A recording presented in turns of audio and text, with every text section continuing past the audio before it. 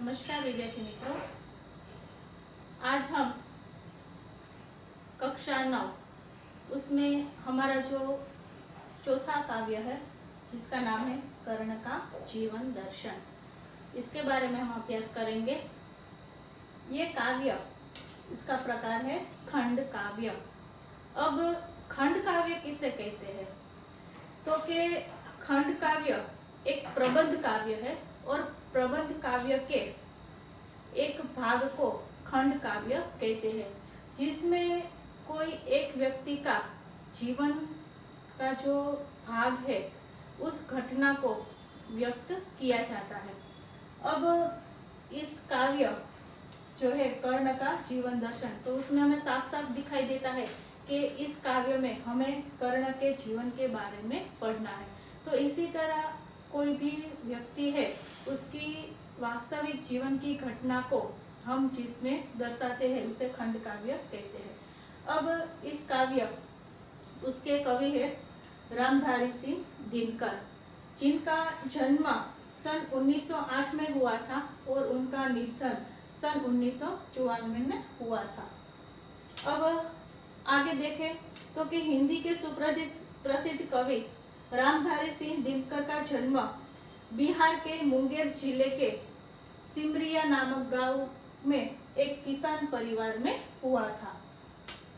उन्होंने अपनी प्रारंभिक शिक्षा कहाँ पे ली थी? तो कि उन्होंने अपनी प्रारंभिक शिक्षा मुंगेर और उच्च शिक्षा है वो पटना में प्राप्त की थी।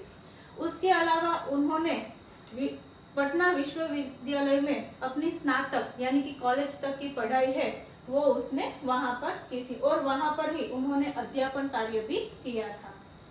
दिनकर जी सीतामढ़ी में सब रजिस्ट्रार और मुजफ्फर कॉलेज में हिंदी विभाग के अध्यक्ष भी रहे हैं।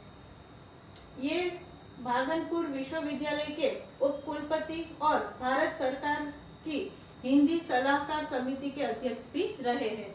अब उसके अलावा हम उनकी कृतियां देखें कि उन्होंने हिंदी साहित्य में कौन कौन सी कृतियां दी है। तो के उर्वशी, रश्मिरथी, रेणुका, हुंकारा, रसवंती, कुरुक्षेत्र आदि उनकी काव्य कृतियां हैं। उर्वशी काव्य कृति के लिए सन 1972 में उन्हें ज्ञानपीठ पुरस्कार भी मिला है। संस्कृति के 4 अध्याय उनका चिंतन ग्रंथ है, जिसे साहित्य अकादमी पुरस्कार से सम्मानित किया गया है। अर्धनारीश्वर, मिट्टी की ओर आदि उनकी प्रमुख गद्य रचनाएं हैं। उनका कृतित्व गुणवत्ता और परिमाण दोनों दृष्टि से विपुल है। अब हम इस काव्य में देखें तो कि इस काव्य में कर्ण के बारे में हमें बताया गया है कि प्रस्तुत खंड काव्यांश में रश्मिरथी, ये जो काव्य है कर्ण का जीवन दर्शन, वो किस प्रबंध काव्य में से लिया गया है? तो के रश्मिरथी, ये सब बात आप याद रखना, रश्मिरथी में से वो लिया गया है। तो रश्मिरथी महारथी कर्ण के कारण करुण किंतु भव्य जीवन की मीमांसा करने वाला एक खंड काव्य है। सारे अन्यायों को सहकर कर्ण जन्मजात महानता पर पुरुषार्थ जन्य महानता की विजय चाहता है। अंत में जब पांडव श्रेष्ठ के रूप में सब कुछ प्राप्त करने का प्रलोभन सामने आता है, तब भी वह अविचलित रहता है और जिससे आज तक साथ दिया उस मित्र का किसी भी मोह पर छोड़ना नहीं चाहता। कृष्ण कर्ण को पांडव के पक्ष में ले आने के लिए उसे मिलता है। उस कथा प्रसंग से प्रस्तुत काव्यांश लिखा गया है।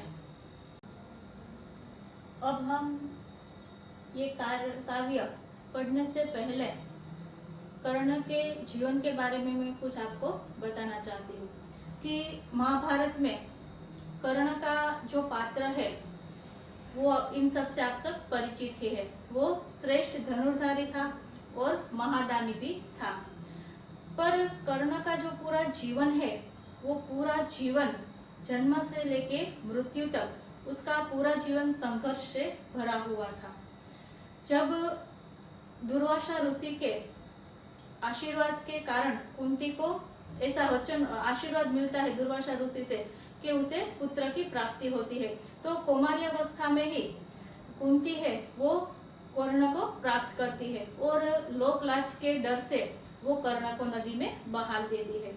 अब उसके बाद जो हस्तिनापुर है उनके सारथी अधिरथ और उनकी पत्नी राधा वो कर्ण का पालन पोषण है वो करते हैं। अब जो कर्ण है वो वास्तविक में सूर्य का पुत्र है, तो उनका रक्षण कर्ण के साथ था, यानी कि उसके पास जन्म से ही कवच और कुंडल थे।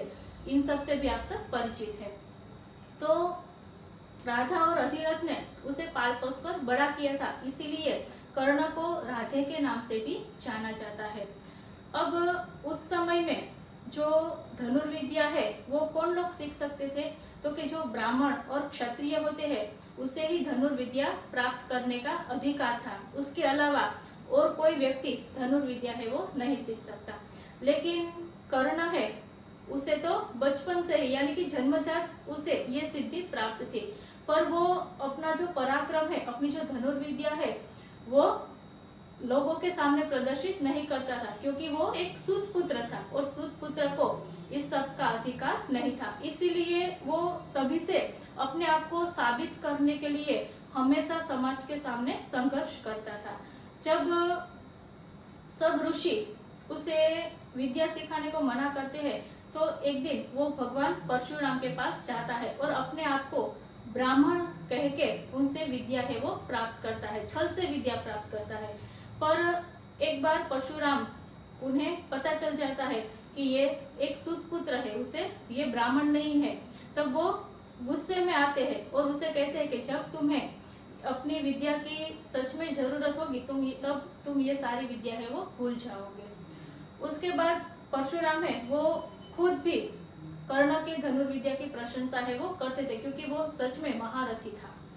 उसके बाद जब उसे अपने आप को साबित करने का मौका मिलता है कि वो भी अर्जुन के अलावा वो भी एक श्रेष्ठ धनुर्धर है, लेकिन सब लोग उसकी उपासना करते, उसका उपहास करते हैं। तो उस समय दुर्योधन उसे अपना मित्र कहता है और उसे सहयोग देता है, और उस समय वो उसे उसका जो एक राज्य है जिसका नाम अंग है, तो वो उसे उस राज्य का राजा घोषित करता है। तो उससे कर्ण को अंगराज भी कहा जाता था। तो वहां से दुर्योधन और कर्ण उन दोनों की मित्रता है वो शुरू होती है, और अंत तक जो कर्ण है वो अपनी मित्रता है वो निभाता है, चाहे वो योग्य कार्य हो या अयोग्य कार्य हो। उसे पता है कि दुर्योधन है उनके पक्ष में अधर्म है, लेकिन कर्ण है उसके पक्ष में तो धर्म था, वो धर्म को उच्च मानता था। लेकिन दुर्योधन के जो अधर्म कार्य है उसमें भी वो साथ निभाता था। आजकल हम देखें तो ऐसे मित्र हमें बहुत कम देखने को मिलते हैं कि जो सदा हमारे साथ है वो रहे, हमारे योग्य और अयोग्य काम में हमारी मदद करते हैं। तो हमारे पूरे इतिहास में हमें कर्ण जैसा पात्र है वो देखने को नहीं मिलेगा। उसके बाद हम देखें तो श्री कृष्ण वो कर्ण के पास जाते हैं और उनसे कहते हैं कि तुम पांडव पुत्र हो, तुम पांडव जो 5 पांडव है उनके बड़े भाई हो, उनके ज्येष्ठ हो, तो तुम्हें इस युद्ध में उनका साथ है वो देना चाहिए। लेकिन उस समय कर्ण है वो उसे मना कर देता है और कहता है कि मैं अपने मित्र का साथ हूँ दूंगा। तो श्री कृष्ण उससे प्रलोभन भी देते हैं कि तुम्हें पूरा राजपाट है वो मिलेगा, लेकिन कर्ण उन्हें देखे तो उन्हें ये राजपाट और भोग विलास है उन सब की आवश्यकता नहीं है। वो तो अपना पूरा जीवन है वो लोगों को दान देने में ही दान ही देते हैं। तो इसीलिए कर्ण को महादानी भी कहा जाता है। उसने ऐसा व्रत लिया था कि सांझ के समय जो कोई भी व्यक्ति उनके पास दान मांगने आता है तो वो उसे कभी निराश है वो नहीं करता। तो इस तरह वो महादानी भी कहा जाता है।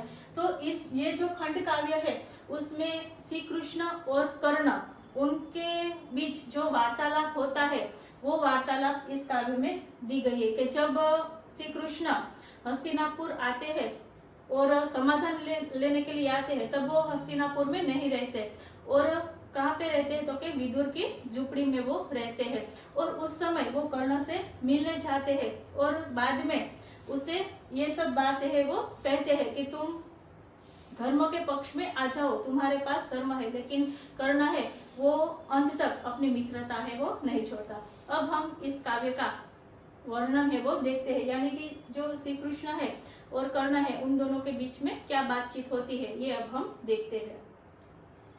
वैभव विलास की चाह नहीं, अपनी कोई परवाह नहीं, बस यही चाहता हूँ केवल दान की देव सरिता निर्मल, करतल से झरती रहे सदा, निर्धन को भरती रहे सदा। अब विद्यार्थी मित्रों, ये जो शब्दार्थ है वो सब आपको अपनी बुक में लिखना है। तो वैभव यानी कि धन दौलत पैसा, विलास यानी कि सुख भोग ऐश्वर्य, परवाह यानी कि चिंता, सरिता नदी, निर्मल यानी कि स्वच्छ, करतल यानी कि हथेली।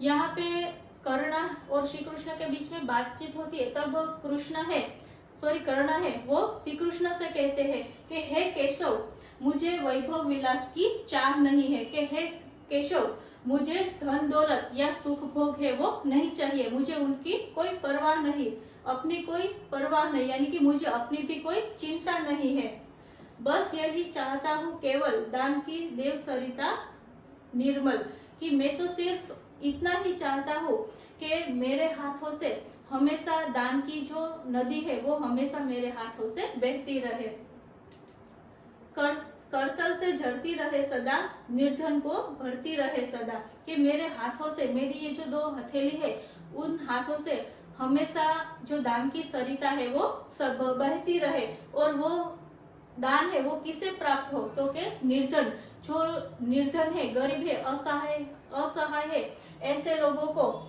ये जो धन है वो मिलता रहे। तो इस तरह वो कहता है कि मुझे धन दौलत है वो नहीं चाहिए, ये सब मेरे लिए व्यर्थ है, मुझे अपनी भी कोई परवाह नहीं है, चाहे मेरी कोई मुझसे आके मेरे प्राण भी मांग ले तो वो भी मैं देने के लिए तैयार हूँ।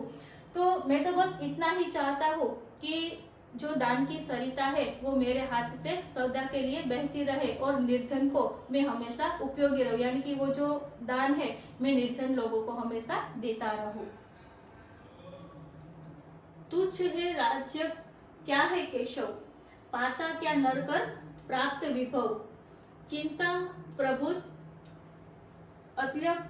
अत्यल्प हास, कुछ चाकचिक्य कुछ क्षण विलास, पर वह भी यही गवाना है, कुछ साथ नहीं ले जाना है। यहाँ पे कर्ण है इस पंक्ति में कहता है कि हे केशव, केशव यानी कि श्री कृष्ण, तुच्छ यानी कि व्यर्थ, प्रभुत यानी कि अधिक, अत्यल्प यानी कि बहुत थोड़ी खुशी, चाक चौक्य यानी कि चकाचौक या फिर चमक, गवाना यानी कि खोना। तो यहाँ पे कर्ण है वो कहता है कि हे कृष्ण, ये राज्य क्या है, ये तो सब व्यर्थ है, राज्य है, राजपाट है, ये सब बातें तो मेरे लिए व्यर्थ है, इसे प्राप्त करके नर क्या पाता है, नर यानी कि मनुष्य, कि ये सब राजपाट है, पैसा है, भोगविलास है, ये सब प्राप्त करके मनुष्य क्या पाता है, उसे कुछ प्राप्त नहीं होता। तो उससे मनुष्य को क्या मिलता है, तो कि चिंता प्रभु यानी कि अधिक, कि ज्यादा पैसा आने से व्यक्ति को क्या मिलता है, तो कि अधिक चिंता मिलती है, थोड़ी क्षण के लिए उसे खुशी मिलती है और थोड़े क्षण के लिए उसे चमक दमक यानी कि चकाचौंध की जिंदगी है वो मिलती है, पर वह भी यही गवाना है, कुछ साथ नहीं ले जाना है। लेकिन ये जो सारी चीजें है व्यक्ति प्राप्त करता है, अपना जो पूरा जीवन है वो व्यक्ति हमेशा पैसा कमाने के लिए खर्च कर देता है, कि वो अपने परिवार को भी पूरा समय नहीं देता, पर सिर्फ पैसा इकट्ठा करने में अपना पूरा जीवन है वो व्यर्थ कर देता है। तो ऐसे पैसे से व्यक्ति को क्या मिलता है, तो कि चिंता मिलती है, थोड़ी क्षण की खुशी मिलती है, थोड़ी चकाचौंध वाली जिंदगी मिलती है, लेकिन ये सब अंत में गवाना है, यानी कि ये सब अंत में उसे खोकर ही जाना है, कुछ साथ नहीं ले जाना है, कि हम इस धरती पे खाली हाथ आए हैं और हमें यहाँ से खाली हाथ ही जाना है। तो ये पूरा जो जन्म से लेके मृत्यु तक का जो हमारा जीवन है उसे हम ऐसे ही व्यर्थ है वो नहीं कर सकते। तो सिर्फ पैसा कमाने में हमें अपना पूरा जीवन है वो व्यर्थ है वो नहीं करना चाहिए, लेकिन मनुष्य रूपी जो हमें जीवन मिला है उसे तप करे, दान करे, अच्छे अच्छे कार्य करे, ताकि मृत्यु के बाद वो जो सब है वो हमारे साथ आएगा। तो ऐसा ही करना यहाँ श्री कृष्ण से कहता है कि ये जो राज्य है वो सब नष्ट हो जाने वाला है, उससे हमें थोड़े क्षण की खुशी मिलेगी, तो ये सब भी अंत में हमें खोकर ही जाना है। तो हम यहाँ पे खाली हाथ आए थे और खाली हाथ ही हमें जाना है। मुझसे मनुष्य जो होते हैं कंचन का भार न ढोते हैं, पाते हैं धन बिखराने को, लाते हैं रतन लुटाने को, जग से न कभी कुछ लेते हैं, दान ही हृदय का देते हैं। यहाँ पे कंचन यानी कि सोना, बिखराना यानी कि बांटना। यहाँ पे करना है वो श्री कृष्ण से कहते हैं कि मेरे तरह जो मनुष्य होते हैं वो सोने का भार कभी उठाते नहीं, यानी कि उनके सामने कितना भी सोना हो, कितना भी पैसा हो, कितना भी जवेरात हो, लेकिन उससे उन्हें कोई फर्क है वो नहीं पड़ता। तो वो कहते हैं कि मेरे जैसे जो मनुष्य है वो कभी सोने का भार नहीं उठाते हैं, पाते हैं धन बिखराने को, यदि वो धन पाते भी है तो वो धन का वो क्या कर देते हैं, तो कि उसे बांट देते हैं। बिखराने यानी कि ऐसे धन को वो बांट देते हैं। लाते हैं रतन लुटाने को, कि उनके पास जो भी जमा पूंजी है, जितना भी पैसा वो कमाते हैं, वो सब पैसा वो बांट देते हैं, सब लोगों में लुटा देते हैं। जग से न कभी कुछ लेते हैं, दान ही हृदय का देते हैं, कि वो लोग है वो जग से कोई भी आशा नहीं रखते, यानी कि जगत में वो सिर्फ दान देना ही उचित समझते हैं, सिर्फ देते ही है, लेकिन अपने लिए कुछ कभी जगत से मांगते नहीं है। दान हृदय का देते हैं, कि वो अपने उसके लिए अपने प्राण भी मांगे तो वो प्राण देने के लिए भी तैयार रहते। यहाँ पे हमें कर्ण का एक जीवन प्रसंग याद आता है कि जब महाभारत का युद्ध हो रहा था, उस समय इंद्र है वो कर्ण के पास आता है और उनसे उनका कवच और कुंडल है वो मांगता है। इससे ये सारी जानकारी कर्ण को पहले से ही थी, क्योंकि कर्ण है वो सूर्यदेव का पुत्र है और सूर्यदेव उसे आकर ये सब बातें बताते हैं कि इंद्र तुम्हारे पास ब्राह्मण वेश में आएगा और तुमसे तुम्हारे कवच और कुंडल है वो लेके जाएगा। लेकिन कर्ण का तो नियम ही था कि यदि कोई उनके पास दान मांगने आते तो वो कोई भी संजोगों में उसको दान ही वो देते हैं। तो उस समय कर्ण है वो कहता है कि यदि इंद्रदेव मेरे पास दान मांगने के लिए आएंगे तो मैं उसे अवश्य दान दूंगा। तो इस तरह से इंद्र को वो अपना कवच और कुंडल है वो देते हैं। अब कवच और कुंडल उनके शरीर से जुड़े हुए थे, क्योंकि उससे जन्म से ही वो प्राप्त थे। तो उस समय जब वो उसे निकालते हैं तो उनके शरीर से बहुत सारा खून है वो निकलता है। तो ये सब देखकर इंद्रदेव उसके सारे घाव बुझा देते हैं और उसे कहते हैं कि तुम्हें मैं कुछ देना चाहता हूँ, तुम मांगो, तुम जो भी मांगोगे वो मैं तुम्हें दूंगा। तो उस समय कर्ण है वो एक इच्छित बाण मांगते हैं और कहते हैं कि ये जो बाण है वो मैं जिसका भी संकल्प करके जिस पर भी छोड़ू उन व्यक्ति की मृत्यु है वो हो जाती है। और अंत में हम देखते हैं कि कर्ण है वो उस बाण का उपयोग किसे मारने के लिए करते हैं, तो कि जो भीम का पुत्र है घटोत्कच उसे मारने के लिए उस बाण का उपयोग है वो करते हैं। तो यहाँ पे हम देखते हैं कि कर्ण है वो अपने प्राण की परवाह किए बिना, क्योंकि जब वो कवच कुंडल निकालते हैं तो उस समय उसे असह्य पीड़ा होती है, बहुत सारा खून बहता है, पर फिर भी वो बिल्कुल सोचता नहीं है कि ये इससे शायद मेरे प्राण भी चले जाएंगे, फिर भी वो उसे कवच और कुंडल इस तरह दान में है दे देते हैं। तो इस तरह कर्ण है वो कहता है कि मैं हमेशा अपना हृदय का दान भी करता हूँ, यानी कि कोई मेरे पास अपने प्राण मांगने आए तो मैं वो भी दे सकता हूँ।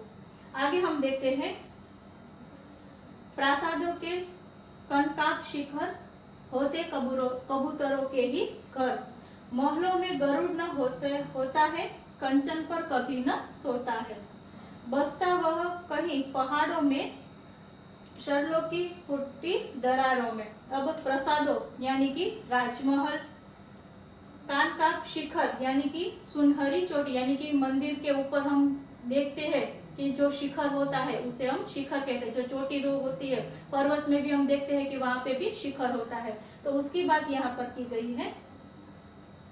शैलो यानी कि पर्वत। अब यहाँ पे कर्ण है वो अपना जीवन गरुड़ के जैसा दिखाता है। अब गरुड़ है वो पक्षियों का राजा है। पक्षियों का राजा होने के बावजूद भी वो राजमहल की शिखर है वहां पे नहीं रहता। वो कहाँ पे रहता है तो कि वो हमेशा पर्वतों पर ही रहता है। तो प्रसादों के कनकाक शिखर होते कबूतरों के ही घर के जो राजमहल के सुनहरी शिखर होते हैं वो तो कबूतरों के घर होते हैं। ऐसे घर में मैं नहीं रह सकता। यहाँ पे गरुड़ है वो नहीं रह सकता, यानी कि जो सोने के महल है उसमें गरुड़ कभी वास है वो नहीं करता। तो मुझे भी ऐसे राजमहल की कोई भी परवाह नहीं है। मैं भी ऐसे राजमहल में वो अपना वास है वो नहीं करना चाहता। महलों में गरुड़ न होते हैं, कंचन पर कभी न सोते हैं। कि महल पर हमें कभी गरुड़ दिखाई नहीं देते हैं। वो पक्षियों का राजा है फिर भी वो कभी महलों में हमें दिखाई नहीं देता है। कंचन पर कभी न सोता है कि कंचन यानी कि सोना, सोने पर कभी ऐसे पक्षी है वो नहीं बैठते। बसता वह कहीं पहाड़ों में, शरलों की फटी दरारों में। के ऐसे जो पक्षी होते हैं जो बहादुर होते हैं ऐसे पक्षी हमेशा अपना वास कहाँ पर करते हैं तो के पर्वतों पर करते हैं और उनकी जो फटी दरारें होती है वहीं पर वो अपना बसेरा है वो करते हैं। तो यहाँ पे कर्ण कहता है कि मेरा जो जीवन है वो कबूतर की भांति नहीं है, यानी कि डरपोक मेरा जीवन नहीं है। मेरा जीवन है वो बहादुर वाला जीवन है। मैं गरुड़ की तरह ऊंचे पर्वत पर रहना चाहता हूँ और वहीं पर अपना बसेरा है वो करना चाहता हूँ। राजमहल में रहकर या छिपकर मैं अपना जीवन व्यतीत करना नहीं चाहता। आगे देखें, होकर समृद्धि सुख के अधीन मानव होता नित तपह क्षीण। सत्ता किरीट मणिमय आसन करते मनुष्य का तेज हरण। नर विभव हेतु ललचाता है पर वही मनुष्य को खाता है। अब यहाँ पे हम देखें अधीन, अधीन यानी कि दास, सेवक, नौकर इत्यादि। सत्ता, सत्ता यानी कि राजपाट। किरीट यानी कि मुकुट, जो राजा होते हैं उसके सर पर सोने का जो मुकुट होता है हीरो से जड़ा हुआ वो मुकुट। मणिमय आसन यानी मणि से भरा हुआ आसन। यहाँ पे मुहावरे का अर्थ भी बनता है मणिमय आसन यानी कि मणि से जड़ा हुआ आसन। ये बात आप याद रखना। तेज हरण यानी कि प्रभाव नष्ट करना। तो यहाँ पे करना है वो श्री कृष्ण से कहते हैं कि होकर सुख समृद्ध सुख के अधीन मानव होता नित तपक्ष। के जो व्यक्ति है वो सुख समृद्धि का दास बन जाता है, उसका जो नौकर बन जाता है, यानी कि जिस व्यक्ति को इन सब चीजों की आदत पड़ जाती है तो उस मनुष्य का तप है वो क्षीण हो जाता है। यानी कि वो मनुष्य का जो तपोबल होता है वो धीरे धीरे क्षीण हो जाता है। यानी कि मनुष्य को हमेशा सुख सुविधा में रहने की आदत है वो हो जाती है और वो अपने आप से कोई कार्य करना नहीं चाहता। सारे कार्य वो अन्य लोगों से ही करवाना चाहता है। तो जो लोग सुख समृद्धि के दास बन जाते हैं, दास होकर उसे रहते हैं, ऐसे लोगों का तप है वो धीरे धीरे नष्ट हो जाता है। सत्ता किरीट मणिमय आसन करते मनुष्य का तेज हरण। के जो लोग है सत्ता यानी कि जो लोग राजपाट की लालसा रखते हैं, जिस मनुष्य को किरीट यानी कि सोने का मुकुट, जिस मनुष्य को सोने का मुकुट पहनने की चाह हो और जिस व्यक्ति को सिंहासन यानी कि राजगद्दी पर जिस व्यक्ति को बैठना होता है, ऐसे मनुष्य का तेज हरण यानी कि उनका प्रभाव नष्ट है वो हो जाता है। क्योंकि कोई भी कार्य करने से पहले उसे अन्य लोगों की मदद है वो लेनी पड़ती है। तो इस तरह से जो लोग लालच में आते हैं और सुख समृद्धि के दास बनकर रह जाते हैं, ऐसे मनुष्य का तप है वो पल भर में क्षीण हो जाता है। नर विपन हेतु ललचाता है पर वही मनुष्य को खाता है। कि नर यानी कि मनुष्य के ऐसे जो मनुष्य होते हैं वो ललचाते हैं। किस चीज को लेकर ललचाते हैं तो कि ऐसे मनुष्य को राजपाट और सिंहासन की लालच होती है और धीरे धीरे वो अपनी पूरी शक्ति है वो उसे पाने में खर्च कर देता है। लेकिन और वही मनुष्य को खाता है। लेकिन वो जो लालच है वो लालच ही मनुष्य को खा जाती है, यानी कि उनका जो पूरा जीवन है वो ऐसे ही व्यतीत हो जाता है। उनका पूरा जो जीवन है, उनका जो पूरा तपोबल है वो ऐसे ही नष्ट हो जाता है। चांदनी पुष्प छाया में पल, नर गले बने सुमधुर कोमल, पर अमृत कलश की पिए बिना, आतप अखंड में जिए बिना। वह पुरुष नहीं कहला सकता, विघ्नों को नहीं हिला सकता। अब यहाँ पे कर्ण है वो श्री कृष्ण से कहते हैं कि हे कृष्ण, चांदनी, चांदनी यानी कि चंद्र का जो शीतल प्रकाश होता है उसे चांदनी कहते हैं। तो जो मनुष्य है वो चांदनी में और पुष्प की छाया में पल भर बल के जो बड़े होते हैं, वैसे मनुष्य कैसे होते हैं तो के सुमधुर और कोमल होते हैं, कि जो हमेशा चांदनी की छत्र छाया में रहा हुआ हो और पुष्प की छाया में पला बला हो। तो ऐसा मनुष्य है, यानी कि जिस व्यक्ति ने अपने जीवन में कभी कष्ट नहीं देखा, कभी कोई तूफानों का सामना नहीं किया, तो ऐसा मनुष्य है वो सुमधुर और कोमल होता है।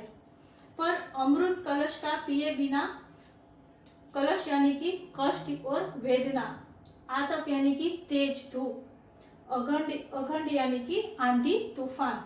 तो अमृत कलश का पिए बिना, आतप अखंड में जिए बिना, कि जिस मनुष्य ने अपने जीवन में कोई कष्ट और वेदना का सामना नहीं किया गया हो और जिसने आंधी और तूफान का सामना नहीं किया हो, वो पुरुष नहीं कहला सकता, कि पुरुष कहलाने के वो व्यक्ति लायक नहीं है। विघ्नों को नहीं हिला सकता, यानी कि उनके सामने जो भी विघ्न आते हैं, जो भी आपत्ति आती है, ऐसे आपत्ति का सामना वो व्यक्ति है वो नहीं कर सकता। तो वो कहता है कि जो भी मनुष्य चांदनी की शीतल छाया में रहता हो है या फिर पुष्प की छत्र छाया में रहा हुआ है, वो तो सुमधुर और सुकोमल होता है। लेकिन मैं ऐसा नहीं हूँ। जिस मनुष्य को पुरुष बनना है, यानी कि शक्तिशाली बनना है, ऐसे मनुष्य को अपने जीवन में अमृत रूपी जो कलश है, यानी कि अमृत रूपी जो कष्ट है उसे पीना पड़ता है। यानी कि उनके जीवन में जो भी कष्ट आता है, उस कष्ट का सामना उस व्यक्ति को स्वयं ही करना पड़ता है।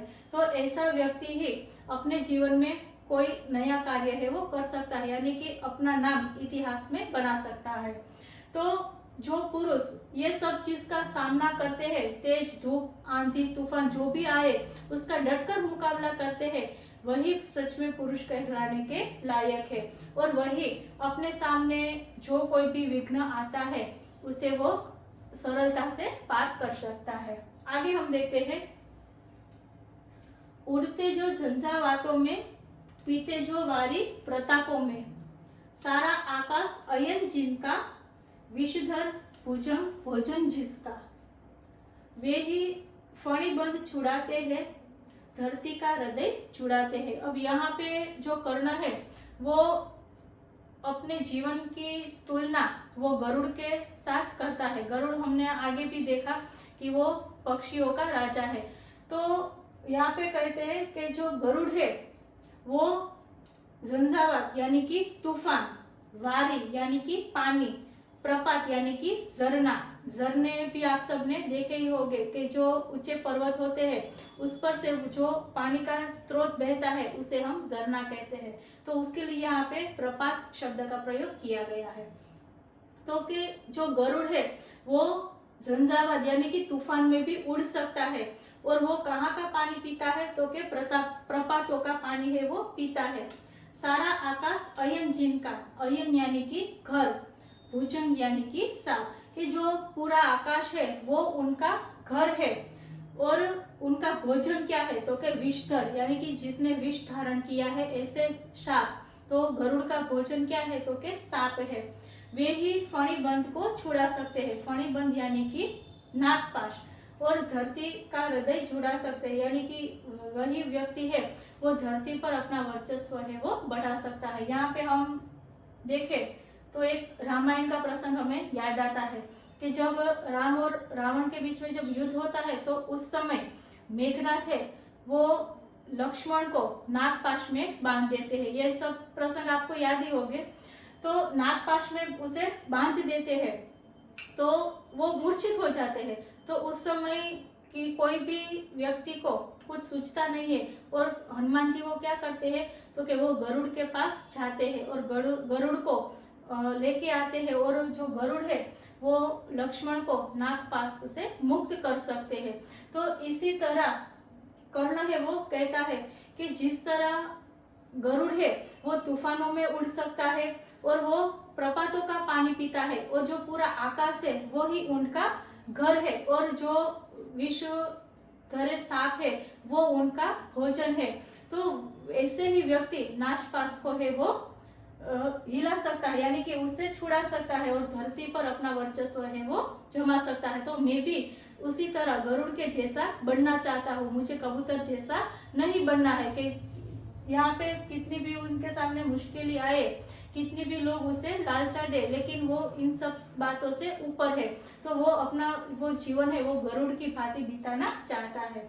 आगे देखें, मैं गरुड़ कृष्ण मैं पक्षीराज, सिर पर न चाहिए मुझे ताज, दुर्योधन पर है विपद घोर, सकता न किसी विष उसे छोड़, रणखेत पाटना है मुझको, आहे पाश काटना है मुझको। अब यहाँ पे हम देखें तो कि कर्ण है वो स्वयं को गरुड़ है वो बताता है। तो कर्ण कहता है कि हे कृष्ण मैं स्वयं ही गरुड़ हूँ, मैं पक्षीराज, सिर पर न चाहिए मुझे ताज, के जो गरुड़ है वो पक्षियों का राजा है फिर भी उसके ऊपर कोई ताज नहीं है। तो इसी तरह मुझे भी अपने सिर पर कोई ताज है वो नहीं चाहिए, यानी कि तुम मुझे जो राजपाट का प्रलोभन दे रहे हो और कह रहे हो कि तुम पांडवों के साथ युद्ध करो और तुम्हें राजपाट मिलेगा और तुम पांडवों में श्रेष्ठ कहलाओगे, तो इन सब बातों की कर्ण है वो उनसे मना करता है। वो कहता है कि मैं तो गरुड़ की तरह हूँ, उनके सिर पर जैसे ताज नहीं है वैसे मुझे भी अपने सिर पर कोई ताज है वो नहीं चाहिए। दुर्योधन पर है विपद, विपद यानी कि आपद और घोर यानी कि भयंकर, कि इस समय मेरा जो मित्र है दुर्योधन उस पर घोर आपत्ति है वो आई है और उसे किसी भी तरह मुझे उसमें से बाहर निकालना है, सकता न किसी विष उसे छोड़ के, मैं इस हालत पे उसे ऐसे इस तरह से नहीं छोड़ सकता, उसके सामने जो आपदा आई है उस समय मुझे उसका साथ ही देना है। रणखेत पाटना है मुझको, आही पाश काटना है मुझको, रणखेत यानी कि युद्ध का मैदान, कि इस समय मुझे युद्ध के मैदान में जाना है और मेरे मित्र दुर्योधन है उसे आही पास यानी कि नागपाश परिबन, ये सब का अर्थ एक ही होता है। तो उसके ऊपर जो विपत्ता आई है लोग उसे नागपाश में बांधने जा रहे हैं, उस नागपाश को मुझे काटना है, कि जिस तरह गरुड़ ने लक्ष्मण को नागपाश से बाहर निकाला था तो उसी तरह कर्ण है वो किसे यानी कि दुर्योधन है उसे इस नागपाश से बाहर निकालना चाहते हैं। तो इस तरह से इस पूरे काव्य में हमें कर्ण का जीवन दर्शन है वो दिखाई देता है कि कर्ण ने अपने जीवन में पूरे जीवन में सिर्फ कष्ट का सामना ही किया है और उनके सामने ऐसी प्रलोभन वृत्ति आती है फिर भी वो उसका बहिष्कार करते हैं और अपनी जो सच्ची मित्रता है वो मित्रता वो निभाते हैं। उसके अलावा ये जो शब्दार्थ है वो ये सब शब्दार्थ आपको अपनी नोट में लिखने हैं। स्वाध्याय के जो प्रश्न है वो स्वाध्याय के प्रश्न में प्रश्न पहला, प्रश्न दूसरा, ये प्रश्न तीसरा नहीं लिखना है आपको। उसके अलावा ये लिखना है, प्रश्न 4 है वो लिखना है, प्रश्न 5 विरोधी शब्द लिखना है और यहाँ पे इस कोष्टक में से आपको इन शब्द के समानार्थी शब्द ढूंढना है। तो इतना कार्य आपको अपनी बुक में करना है।